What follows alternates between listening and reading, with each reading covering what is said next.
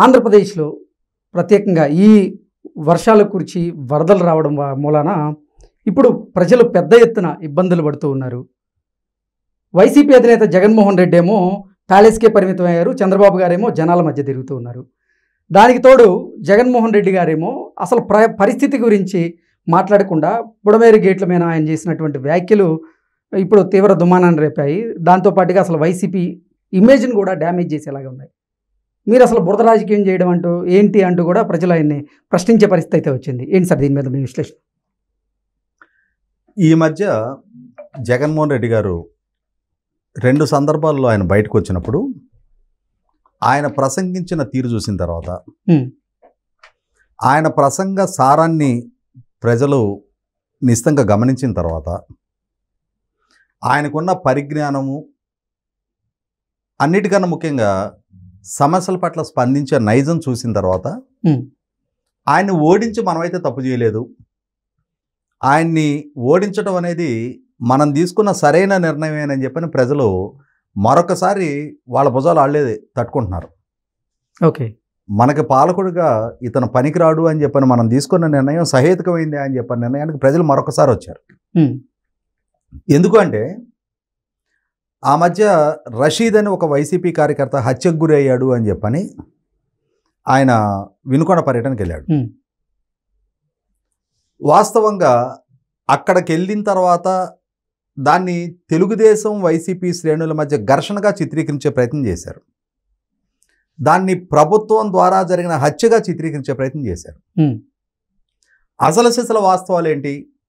ఆ హతుడు ఆ హత్య కేసులో ఆరోపణను ఎదుర్కొంటున్న హంతకుడుగా పోలీసులు భావిస్తున్న వ్యక్తి, వారిరువురు ఏ పార్టీకి సంబంధించిన వాళ్ళు, ఎవరు అనుయాయులు ఏంటి అనేది ప్రజల్లో విస్తృతంగా చర్చ జరిగిన తర్వాత ఓహో, జగన్మోహన్ రెడ్డి గారు ఏ సంఘటన జరిగినా దాని నుంచి రాజకీయ లబ్ధి పొందే ప్రయత్నం చేస్తున్నాడు తప్ప ఆ సంఘటన మూలాల్లోకి వెళ్ళటం కానీ ఆ మూలాల గురించి చర్చించడం కానీ వాస్తవాల ప్రాతిపదికగా ప్రసంగించడానికి కానీ ఆయన సిద్ధంగా లేడు. ఓకే, బురద చల్లటమే ఎజెండాగా ఆయన పనిచేస్తున్నాడు అనేది ప్రజలకు ఒక స్పష్టత వచ్చింది. ఈ నేపథ్యంలోనే నిన్న జరిగింది ఒక ప్రకృతి వైపరీత్యం. జగన్మోహన్ రెడ్డి గారు పాలకుడిగా ఉన్న రోజుల్లోనూ కొన్ని ప్రకృతి వైపరీత్యాలు జరిగినాయి. ఆ రోజు పాలకుడిగా జగన్మోహన్ రెడ్డి గారు ఎలా వ్యవహరించారు, ఇప్పుడు పాలకుడిగా ఉన్న చంద్రబాబు నాయుడు గారు ఎలా వ్యవహరిస్తున్నారు, కష్టకాలంలో ఉన్న ప్రజలకి అండదండలు అందించడంలో చంద్రబాబు నాయుడు గారు నాడు ప్రతిపక్షంలో ఉండి ఏ విధంగా స్పందించారు, ఇవాళ ప్రతిపక్షంలో ఉండి జగన్మోహన్ రెడ్డి గారు ఏ విధంగా స్పందిస్తున్నారు, ఇవి చాలా నిశ్చితంగా ప్రజల్లో చర్చనీయాంశంగా మారుతున్నాయి. ఇది ఆ నాయకుల వ్యవహార శైలికి సంబంధించింది. ఇక్కడ నిన్న జగన్మోహన్ రెడ్డి గారు ఆ ప్రెస్ మీట్లో ప్రసంగించిన తర్వాత నాయకుడికి ఉండే విషయ పరిజ్ఞానం ప్రజల చర్చనీయాంశంగా మారుతుంది. ఎగ్జాక్ట్. ఎందుకు అనంటే జగన్మోహన్ రెడ్డి గారు ఏమి నిన్న మొన్న రాజకీయాల్లోకి వచ్చిన వ్యక్తి కాదు. ఆయన 2009 నుంచి 2014 వరకు లోక్సభ సభ్యుడిగా 5 సంవత్సరాలు వ్యవహరించున్నారు. 2014 నుంచి 19 వరకు 5 సంవత్సరాలు ఈ రాష్ట్రానికి ప్రధాన ప్రతిపక్ష నాయకుడిగా కొనసాగున్నారు. 2019 నుంచి 24 వరకు ఈ రాష్ట్రానికి ముఖ్యమంత్రిగా వ్యవహరించున్న ఆయన.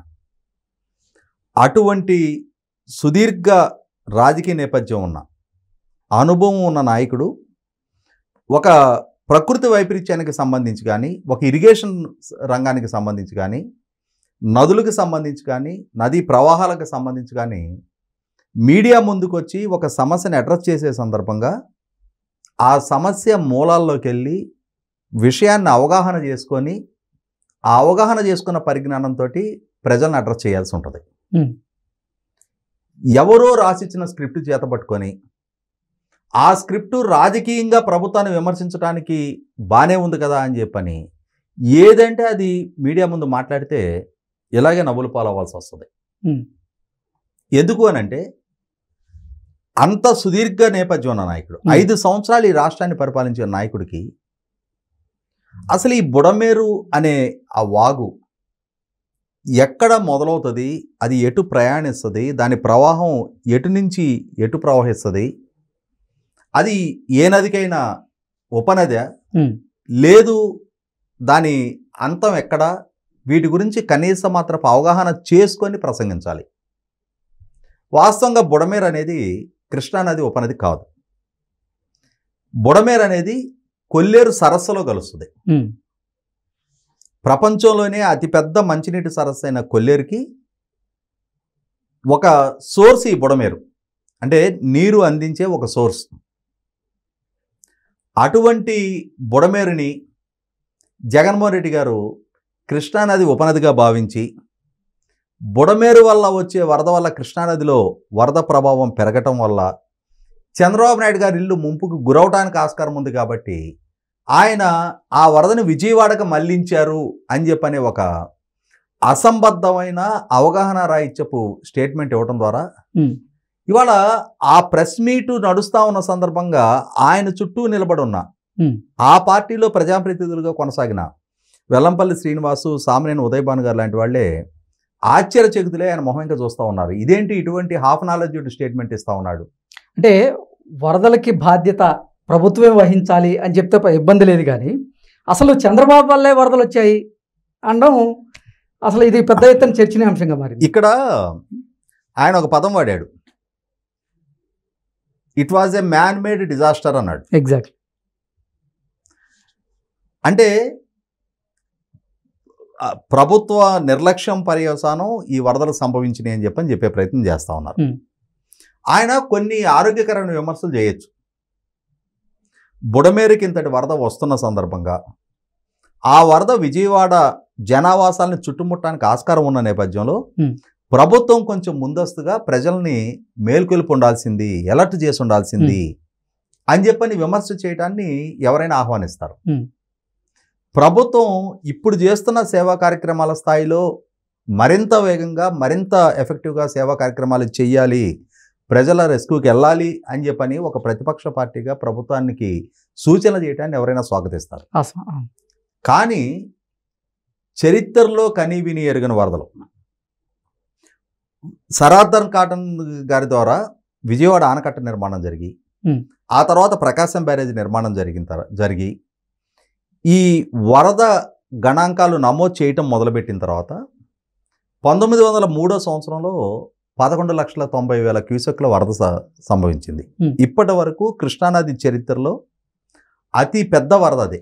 అంటే ఇప్పటి వరకు రికార్డ్ అయిన గణాంకాల ప్రకారం 1850 దశకంలో సరార్థన్ కాటన్ గారు కృష్ణా ఆనకట్ట కట్టక ముందు ఏదైనా, అంటే చరిత్రలో నమోదు కాని రోజుల్లో ఏదైనా ఇంతకన్నా పెద్ద వరద వచ్చిందేమో ఎవరికి తెలియదు, కానీ ఒకసారి ఆ ఆనకట్ట నిర్మాణం జరిగి ఇరిగేషన్ వ్యవస్థ ఏర్పాటు జరిగి ఎప్పటికప్పుడు శాస్త్రీయంగా ఆ వరదని లెక్కించి ఆ గణాంకాలను నమోదు చేయడం అనేది మొదలుపెట్టిన తర్వాత ఇప్పటి వరకు వచ్చిన అతి పెద్ద వరద 11,90,000 క్యూసెక్కులు. దాని తర్వాత సెకండ్ హైయెస్ట్ వరద 2009లో కొణిజేటి రోసే గారు ముఖ్యమంత్రిగా ఉన్న రోజుల్లో వచ్చిన 11,30,000 క్యూసెక్కులు. ఈ రెండే ఇప్పటి వరకు ఉన్న అతి పెద్ద గణాంకాలు 125 సంవత్సరాల చరిత్రలో. అంటే 1903, 1855లో సరార్థన్ కాటన్ గారి ద్వారా ఈ విజయవాడ ఆనకట్ట నిర్మాణం జరిగింది. అంటే దాదాపుగా 169 సంవత్సరాల చరిత్రలో ఈ రెండు ఇప్పటి వరకు ఉన్న అతి పెద్ద గణాంకాలు. కానీ నిన్నొచ్చిన వరద 11,43,000 క్యూసెక్కుల వరదతోటి సెకండ్ హైయెస్ట్గా 2009 నాడు వచ్చిన వరద కన్నా కూడా పెద్ద వరద. అంతటి వరద సంభవించినప్పుడు ఆ వరదని అంటే ప్రభుత్వ అంచనాలు తలకిందులవుతాయి, ప్రభుత్వ యంత్రాంగం కూడా హ్యాండిల్ చేయలేని పరిస్థితులు ఉత్పన్నమవుతాయి. ఇప్పుడు కోస్తా ప్రాంతము లేదు, దేశంలో ఉన్న మిగిలిన ప్రాంతాలు, మిగిలిన రాష్ట్రాలు, మిగిలిన రాజధానులు ఏవి ప్రకృతి వైపరీత్యాలకు అతీతం కాదు. ఇవాళ దేశ రాజధానిగా ఉన్న ఢిల్లీ కొద్ది మాసాల క్రితం యమునా వరదల్లో అల్లకల్లోలమైంది. ఢిల్లీ ముఖ్యమంత్రి అరవింద్ కేజ్రీవాల్ గారి అధికారిక నివాసం నుంచి ఆయన ఖాళీ చేయించాల్సి వచ్చింది. దేశ ఆర్థిక రాజధాని ముంబై ఎన్నిసార్లు అకాల వర్షాలతోటి, అత్యధిక వర్షాలతోటి వరద ముంపుకు గురైంది. One of the largest metropolitan in India Chennai, Jayalalithaa గారు ముఖ్యమంత్రిగా ఉన్న రోజున ఎటువంటి వరదలు చవి చూసింది? ఒక రకంగా technical city capital of India Bengaluru, మరి ఎటువంటి ఉత్పాతాన్ని చూసింది? మనం ఉన్న హైదరాబాద్ డక్కన్ పీఠభూమి, తుఫాన్లకి, సునామీలకి, వరదలకి అతీతమైన ప్రాంతంగా చలామణయ్యే హైదరాబాదు చంద్రబాబు నాయుడు గారు ఉమ్మడి రాష్ట్ర ముఖ్యమంత్రిగా ఉన్న రోజున వరదలు చవి చూసింది, కేసీఆర్ గారు ముఖ్యమంత్రిగా ఉన్న రోజున వరదలు చవి చూసింది. పోనీ ఆంధ్రప్రదేశ్ రాష్ట్రంలో జగన్మోహన్ రెడ్డి గారి ద్వారా ఎగ్జిక్యూటివ్ క్యాపిటల్గా ప్రతిపాదించబడిన విశాఖపట్నం హుదూద్ తుఫాన్ బారిన పడలేదా? ఆయన ద్వారా న్యాయ రాజధానిగా ప్రకటించబడ్డ కర్నూలు 2009లో ఎంతటి భారీ వరదలు చవి చూసింది? తిరుపతి, కడప, నెల్లూరు, ఇవాళ ఆంధ్రప్రదేశ్ రాష్ట్రంలో వరద ప్రభావానికి గురవ్వని ప్రాంతం ఏది? కానీ జగన్మోహన్ రెడ్డి గారు ఇప్పుడు విజయవాడకు రావటమే ఒక మ్యాన్మేడ్ డిజాస్టర్ అని చెప్పని చిత్రీకరించే ప్రయత్నం చేస్తూ ఉన్నారు. పోనీ ఆయన హయాంలో వాళ్ళ ప్రభుత్వ ఇరిగేషన్ నిర్లక్ష్య పర్యవసానం అన్నమయ్య ప్రాజెక్టు బ్రీచ్ అయిపోయింది. ఆ రోజు ఆయన స్పందన ఏంటి?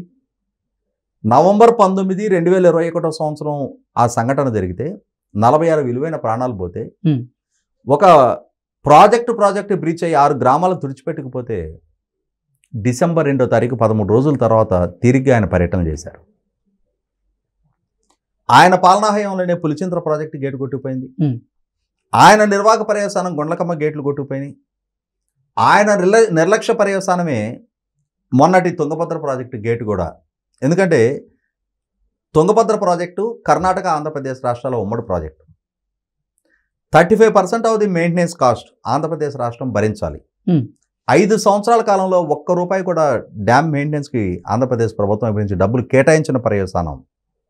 ఇవాళ ఆ డ్యామ్ గేట్లు మెయింటెనెన్స్ జరక్క తుంగభద్ర డ్యామ్ మనం కొట్టుకుపోవడం జరిగింది.